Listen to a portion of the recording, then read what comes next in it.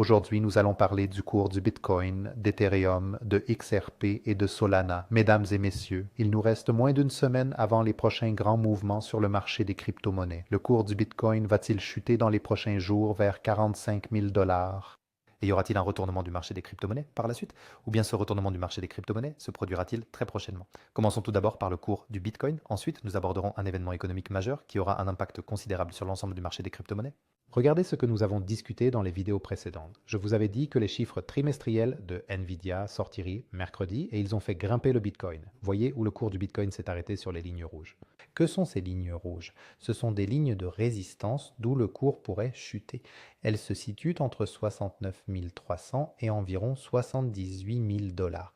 Comme vous le voyez, le cours du Bitcoin descend actuellement de ces lignes rouges. Mais ce qui nous intéresse, c'est de savoir si le Bitcoin va descendre à 45 000 dollars ou s'il pourrait même chuter encore plus bas en direction des 30 voire 20 000. Que devrait-il se passer pour que le cours du Bitcoin connaisse une telle chute?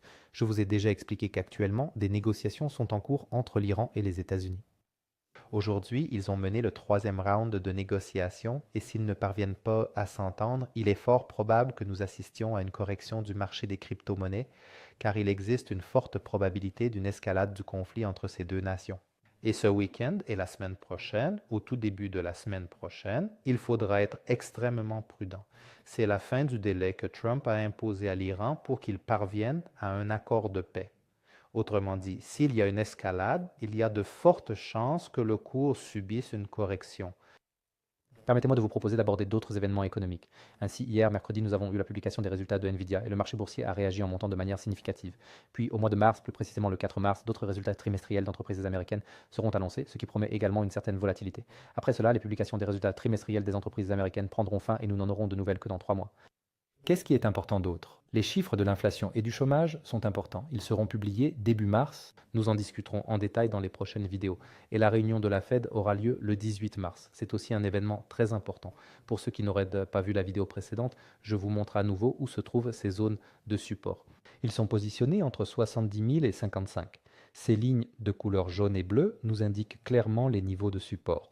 Ensuite, vous observez qu'au niveau de 45 et 40 000, une résistance significative est présente, puis viennent les 30 et 20 000 dollars. Est-il vraiment possible de voir 20 et 30 000 dollars? En principe, oui, c'est possible. Si une escalade se produit et que cette escalade se prolonge sur une longue période, autrement dit, pour l'instant, je m'orienterai vers 55, comme je vous l'ai déjà mentionné. Si 55 ne tient pas, alors la prochaine grande zone de support se trouve ici, 45, 40. C'est donc un point de retournement potentiel. Si jamais cette escalade devait durer longtemps, il y a une probabilité d'aller par ici. Pour l'instant, cette escalade n'existe pas, mais la probabilité de cette escalade est bien présente.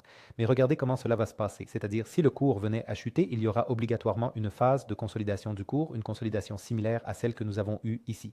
Seulement, elle se présentera sous une forme différente. Il est possible que cette consolidation connaisse des mouvements de plus grande ampleur, aussi bien à la hausse qu'à la baisse. Comme je vous l'ai dit, ces lignes rouges que voici sont des lignes de résistance. À partir de ces lignes, le cours du Bitcoin pourrait chuter. Dans le futur, lorsque le cours du Bitcoin aura franchi cette ligne bleue, alors la tendance changera pour nous. Eh bien, pour l'instant, le cours du Bitcoin se trouve en dessous de cette ligne bleue. Que se passe-t-il avec le cours de l'Ethereum? L'Ethereum a lui aussi connu une hausse hier suite aux données de Nvidia. Mais maintenant, il est en train de redescendre. D'où est-ce qu'il redescend? Des lignes rouges. Les lignes rouges sont des lignes de résistance. Elles se situent entre 2065 environ et 2410 dollars. Voici ce qu'il faut savoir, à quoi ça ressemble à peu près. Regardez bien, vous voyez les lignes rouges. À partir d'elles, le cours descend et dès qu'il casse la ligne bleue, il remonte. Il faut donc que la tendance change, il faut que le cours commence à casser ces lignes rouges, pour ainsi dire. Mais la décision sera déterminée par le Bitcoin, c'est-à-dire lorsque le Bitcoin prendra de la valeur, l'Ethereum le suivra.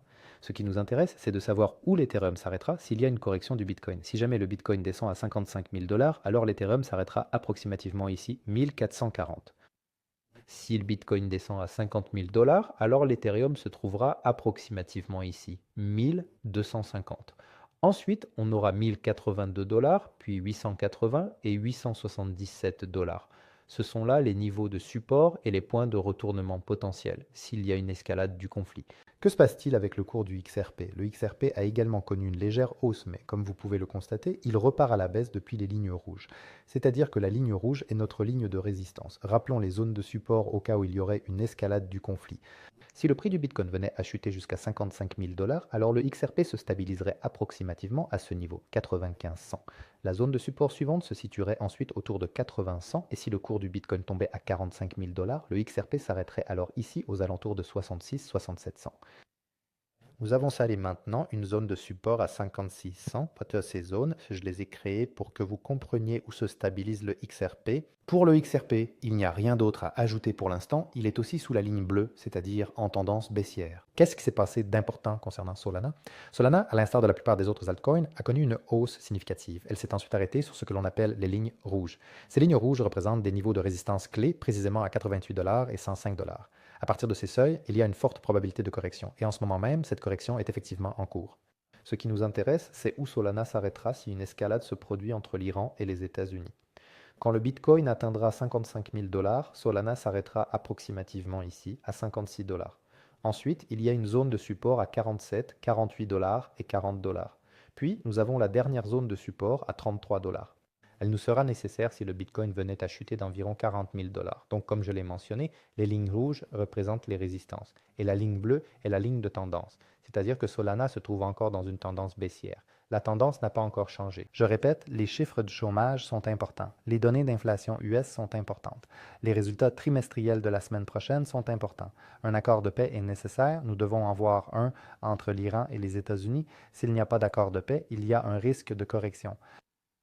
Soyez prudents ce week-end et en début de semaine prochaine quant à cet accord entre l'Iran et les États-Unis. Je vous souhaite un bon week-end et à très bientôt. Salut.